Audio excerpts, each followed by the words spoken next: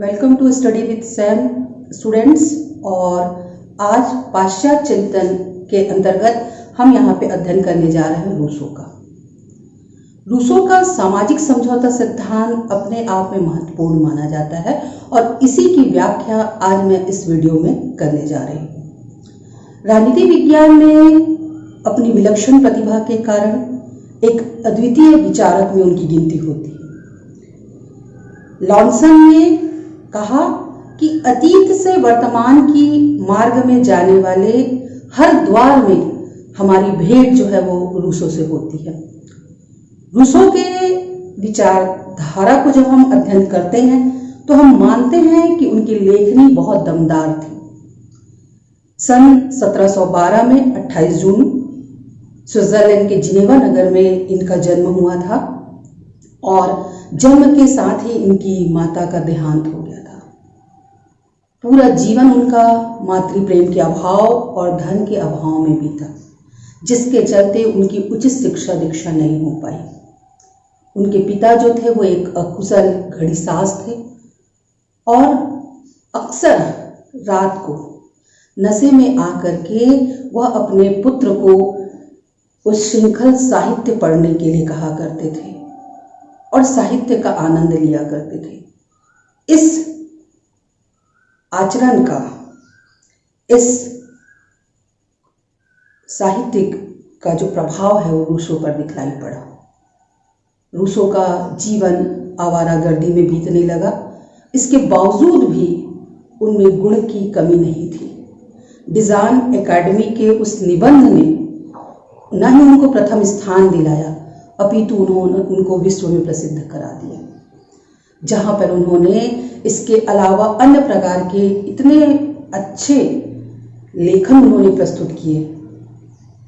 और इसके अंतर्गत द ईमाइल सोशल कॉन्ट्रैक्ट, जिसमें समझौता सिद्धांत का विस्तृत विवेचन किया गया है, और उनकी अंतिम रचना थी द कॉन्फेशंस।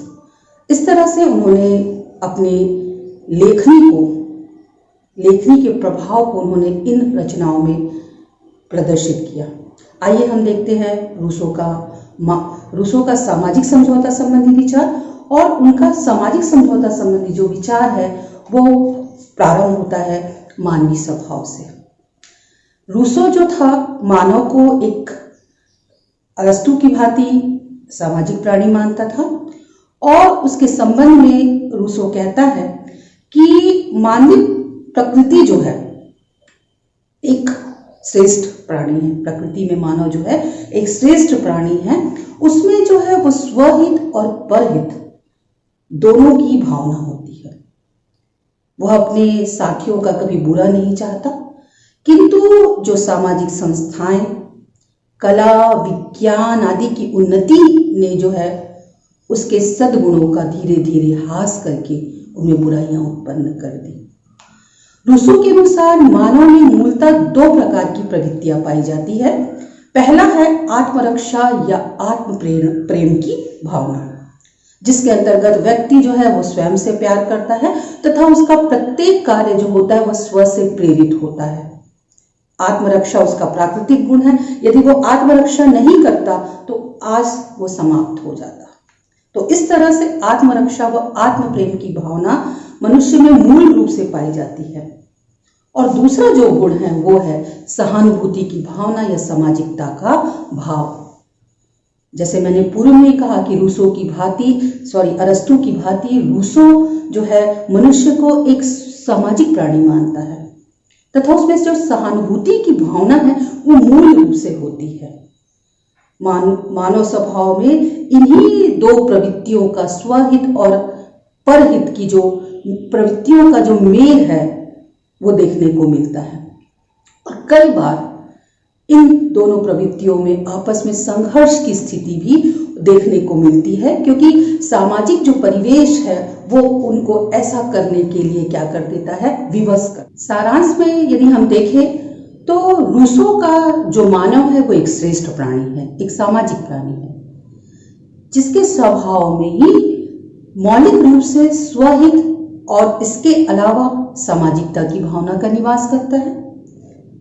विवेक का जो भाव है, विवेक का जो गुण है, और वही विवेक मनुष्य को उचित और अनुचित के मध्य सही निर्णय लेने में मदद करती है।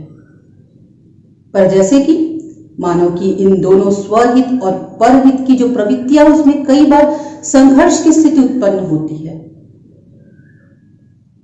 और अपने इसी विवेक के द्वारा सही गलत का निर्णय करते हुए वह इन प्रवृत्तियों का विकास करता है, और यह जो प्रक्रिया है वह केवल समाज में ही पूर्णता को प्राप्त करती है। किंतु समाज में उसका विवेक कई बार प्राकृतिक सत्य को पहचानने में असफल रहती है, अतः उसकी दूषित प्रवृत्तियां मानव में आत्म प्रेम की जगह अहंकार भर देता है, और जो कि आज पूरे समाज में व्याप्त है। रूसो इससे छुटकारा पाने के लिए ही मानव को प्रकृति की ओर लौटने को कहता है। इस तरह से हॉब्स और लॉक के विपरीत रूसो का जो मानव स्वभाव है वह उसको सही और अच्छा मानता है, और समयानुसार वो मानता है कि उसका जो व्यवहार है वो परिवर्तित होते रहता है। इस प्रकार मानव के स्वभाव को चित्रित करने के पश्चात रूसो जो है वो प्राकृतिक अवस्था का चित्रण कुछ इस ढंग से करता है।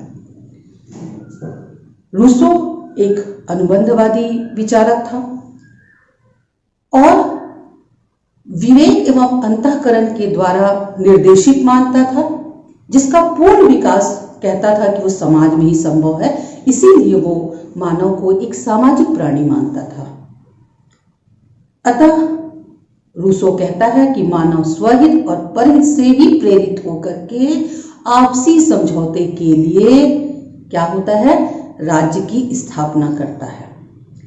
उन्होंने अपने प्राकृतिक अवस्था को कुछ निम्नलिखित बिंदुओं के आधार पर उन्होंने उसको समझाने का प्रयास किया। पहला, आदिम प्राकृतिक अवस्था। इस अवस्था में मनुष्य एकाकी, वंचारी, पशुओं जैसा संतुष्ट और चिंता रहित जीवन व्यतीत करता था। उसका कोई रहने का निश्चित स्थान नहीं था, न स्पष्ट वाणी थी, और न ही उसकी कोई खास आवश्यकताएं या इच्छाएं होती थी जिसको कि वह पूरा न कर सके या असंभव हो। इस तरह रूसो ने इसे स्वर्णिम आनंद की अवस्था का नाम दिया था। इसके बाद जो दूसरी अवस्था को रूसो कहता है मध्य प्राकृतिक अवस्था। रूसो के अनुसार यह जो स्वर्णिम युग था वो अधिक समय तक नहीं चल पाया, क्योंकि आबादी में वृद्धि हुई और इसने मानव जीवन को क्लिष्ट बना दिया। जीवन संघर्षमय हो गया, कठिन हो गया, क्योंकि निरंतर बढ़ती आवश्यकताओं ने अधिकारों को जन्म दिया। आग, औजार और अंत में घुमंतु जो जीवन हुआ करता था वह एक निश्चित स्थान में रहने लगे, जिससे परिवार की स्थापना हुई, जिसने मनुष्य की आवश्यकताओं को भी बढ़ा दिया, जिससे उनमें व्यक्तिगत संपत्ति की भावना का जन्म हुआ, और बस यहीं से वो प्राकृतिक अवस्था जो है, स्वर्णिम आनंद की अवस्था जो है वो समाप्त हो गई। अब जो प्राकृतिक समानता की जो अवस्था थी उसकी जगह पर प्रतिस्पर्धा, प्रभुत्व जैसी बुराइयों का जन्म हुआ, और इस तरह से धीरे धीरे परिवार से कुटुंब और कुटुंब के सहयोग से समाज की स्थापना हो, और इन्हीं समाज ने अनेक बुराइयों को जन्म दिया।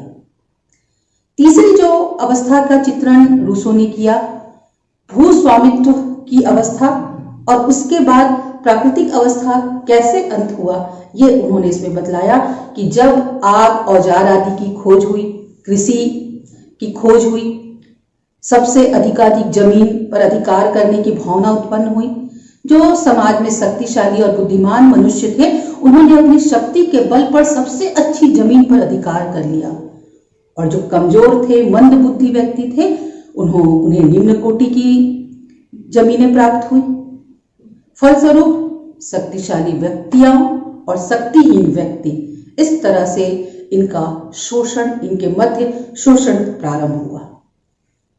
और इसी मैं की भावना ने उस प्राकृतिक अवस्था को, उस स्वर्णिम युग का क्या कर दिया, अंत। जिसने कहा ये मैं, ये मेरी जमीन है, और इसी मैं की भावना ने उस स्वर्णिम आनंद की अवस्था का क्या कर दिया, अंत कर दिया। इस तरह से उस प्राकृतिक अवस्था, एक स्वर्णिम आनंद की अवस्था का क्या हुआ, अंत हुआ। और इसी ने सामाजिक संविदा करने पर, सामाजिक समझौता करने पर क्या कर दिया, बाध्य कर दिया। अब कहता है कि संविदा क्यों हुआ। उन्होंने कहा, स्वयं रूसो कहता है, संपत्ति संबंधी सर्प ने मानव समाज में पैदा हो गया और उसकी सुख शांति का फूल हो गई। रूसो के अनुसार संपत्ति के प्रादुर्भाव ने ही मनुष्य की स्वतंत्रता को परतंत्रता में बदल दिया। और इस जिसको कहे कि मनुष्य, उन्होंने स्वयं कहा कि मनुष्य स्वतंत्र उत्पन्न होता है, किंतु वह सर्वत्र बेड़ियों से जकड़ा हुआ होता है। इसका अभिप्राय यह है कि मनुष्य को तो स्वाधीन होना चाहिए और यही उसके लिए सर्वोत्तम दशा है। पर उसने अपने आप को सर्वनाश की ओर ले जाने से उस अराजक अवस्था के जन्म को उन्होंने नहीं रोक सका, और इसी का अंत करने के लिए अनुबंध या सामाजिक समझौते की क्या हुई, आवश्यकता महसूस की। और इसी के लिए, इसी संपत्ति से उत्पन्न अराजक अवस्था को मुक्त करने के लिए राज्य की स्थापना की, सदस्यों के जीवन में। और इस राज्य के द्वारा सदस्यों के जीवन की रक्षा, संपत्ति की रक्षा का जो मुख्य उद्देश्य था वो किसका था, राज्य का था। रूसो कहता है कि इस समझौते से हमको क्या खोना पड़ा। वो कहता है कि इस समझौते के द्वारा किसी को कुछ खोना नहीं है, उसके जीवन में संपत्ति की रक्षा होगी, और साथ ही साथ अगर राज्य जैसी संस्था बनती है तो मनुष्य की स्वतंत्रता भी कायम रहेगी। यहां पर रूसो ने संविदा की कुछ शर्तें बतलाई। संविदा की शर्तों के अंतर्गत रूसो कहता है कि व्यक्ति को अपने समस्त अधिकार जो है वो समुदाय को समर्पित करना पड़ेगा। और इस संविदा के द्वारा, इस समझौते के अंतर्गत एक केंद्रीय शक्ति का निर्माण होगा जो प्रत्येक व्यक्ति के जीवन और संपत्ति की रक्षा कर सकेगा। और यह जो संस्था है वो समस्त व्यक्तियों के साथ समानता का व्यवहार करते हुए एक समान शर्तों पर समझौता से उपयुक्त राजनीतिक समुदाय का निर्माण किसी बहुमत के द्वारा नहीं, अपितु प्रत्येक सदस्यों की सर्वसम्मति से इस राजनीतिक समुदाय का जन्म होता है। अब रही बात समझौते का स्वरूप कैसा होगा। आप जैसा मैंने कहा कि युद्ध व संघर्ष के वातावरण का अंत करने के लिए ही रूसो एक सामाजिक समझौते की कल्पना करता है। सभी व्यक्ति एक स्थान पर एकत्रित हुए और उनके द्वारा संपूर्ण अधिकारों का समर्पण कर दिया गया, किंतु अधिकारों का यह समर्पण किसी व्यक्ति विशेष के लिए नहीं बल्कि संपूर्ण समाज के लिए किया गया, और जिसके द्वारा एक नैतिक सामूहिक संस्था का निर्माण होता है। इस संस्था के सदस्यों के निष्क्रिय होने पर राज्य क्रियाशील हो जाता है, और उसे ही हम राज्य की संप्रभु शक्ति कहते हैं। यह संस्था अन्य संस्थाओं की तुलना में सबसे शक्तिशाली होता है, क्योंकि इसका निर्माण व्यक्तियों ने सर्वसम्मति से किया है, न कि बहुमत से। इस तरह से रूसो ने बहुत अच्छे ढंग से, व्यवस्थित ढंग से अपने समझौता सिद्धांत को प्रस्तुत किया। इस समझौता सिद्धांत की अपनी कुछ विशेषताएं हैं, और उसके अंतर्गत वो कहता है कि समझौते के द्वारा समानता की स्थापना होगी। इस समझौते से सदस्य कुछ खोता नहीं है बल्कि कुछ पाता ही है। संपत्ति की सुरक्षा, जीवन की सुरक्षा। इसमें शासक और शासित जैसा कोई शब्द नहीं है, इसमें कोई अंतर नहीं है। नैतिक एवं सामूहिक व्यक्तित्व का निर्माण होगा। व्यक्ति नागरिक का रूप धारण करता है इस समझौते के द्वारा, व्यक्ति में नैतिकता का विकास होता है और यह प्रक्रिया निरंतर चलने वाली प्रक्रिया है। इस तरह से रूसो ने के इस समझौते सिद्धांत की अपनी कुछ विशेषताएं हैं। इसको और अधिक विस्तृत रूप से आप अध्ययन करना चाहेंगे तो इस वीडियो के साथ इसका PDF का लिंक भी मैंने शेयर किया हुआ है, आप उसमें जाकर के डाउनलोड करके इसको और विस्तृत रूप से आप इसका अध्ययन कर सकते हैं। आज के लिए बस इतना।